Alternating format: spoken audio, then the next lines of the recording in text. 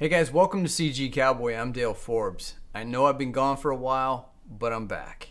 And I'm back, but things are going to be a little bit different going forward. So going forward, this channel is going to be focused on everything game development. Now that includes Blender because Blender's been an important part of the game that I've been working on. But Blender's now just one of many tools in the toolbox.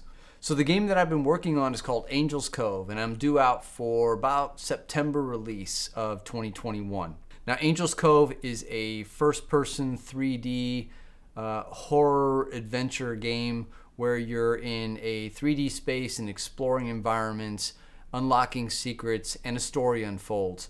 So I'm super excited about it, and I'm really excited about sharing it with you guys. So not only do I want to share the rest of the process, right, completing Angel's Cove, publishing it, going through all of that experience, but even looking back on the mistakes that I've made, the problems that I've run into, and how I've solved those problems, the resources that I've drawn on.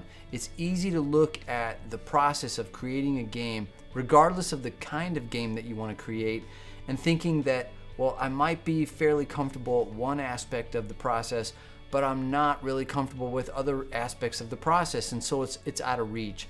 And one of the things that I want to convey is just how untrue that is and my own experience in going through that.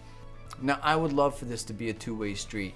There are certain things that I'm going to assume are interesting to you guys based on my experience, but if there are certain areas that you want me to touch on that I'm not covering, please let me know in the comments, and so I'll do whatever I can to incorporate that into the content going forward. So there's a lot that we're going to cover, and I'm really excited about sharing this experience with you guys. I hope you'll join me. Cheers.